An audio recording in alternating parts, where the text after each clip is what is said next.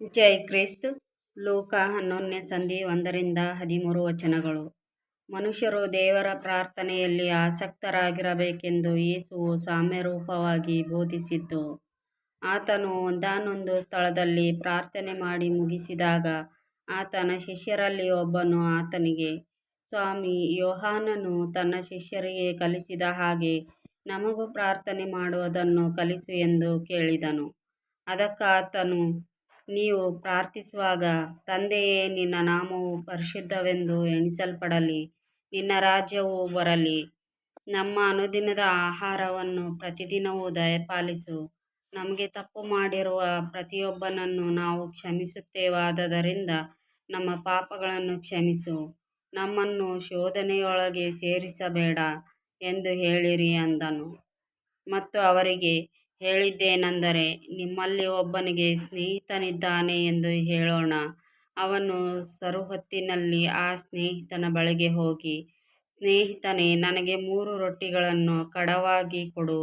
ನನ್ನ ಸ್ನೇಹಿತರಲ್ಲಿ ಒಬ್ಬನು ಎಲ್ಲಿಗೋ ಪ್ರಯಾಣವಾಗಿ ನನ್ನ ಬಳಿಗೆ ಬಂದಿದ್ದಾನೆ.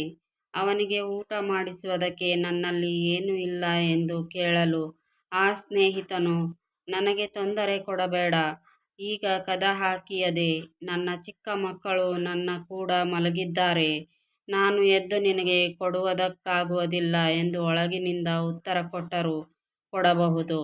ಆದರೆ ಸ್ನೇಹದ ನಿಮಿತ್ತವಾಗಿ ಎದ್ದು ಕೊಡದೆ ಇದ್ದರೂ ಅವನ ಕಾಟದ ದೆಸೆಯಿಂದ ಎದ್ದು ಬಂದು ಕೇಳಿದಷ್ಟು ಅವನಿಗೆ ಕೊಡುವನೆಂದು ನಿಮಗೆ ಹೇಳುತ್ತೇನೆ. ಹಾಗೆಯೇ ನಾನು ನಿಮಗೆ ಹೇಳುವುದೇನೆಂದರೆ, ಬೇಡಿಕೊಳ್ಳಿರಿ, ನಿಮಗೆ ದೊರೆಯುವುದು, ಹುಡುಕಿರಿ, ನಿಮಗೆ ಸಿಕ್ಕುವುದು, ತಟ್ಟಿರಿ, ನಿಮಗೆ ತೆರೆಯುವುದು. ಯಾಕಂದರೆ ಬೇಡಿಕೊಳ್ಳುವ ಪ್ರತಿಯೊಬ್ಬನು ಹೊಂದುವನು, ಹುಡುಕುವವನಿಗೆ ಸಿಕ್ಕುವುದು, ತಟ್ಟುವವನಿಗೆ ತೆರೆಯುವುದು.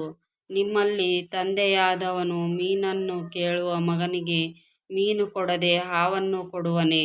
ಅಥವಾ ತತ್ತಿಯನ್ನು ಕೇಳಿದರೆ ಚೇಳನ್ನು ಕೊಡುವನೇ? ಹಾಗಾದರೆ ಕೆಟ್ಟವರಾದ ನೀವು ನಿಮ್ಮ ಮಕ್ಕಳಿಗೆ ಒಳ್ಳೆ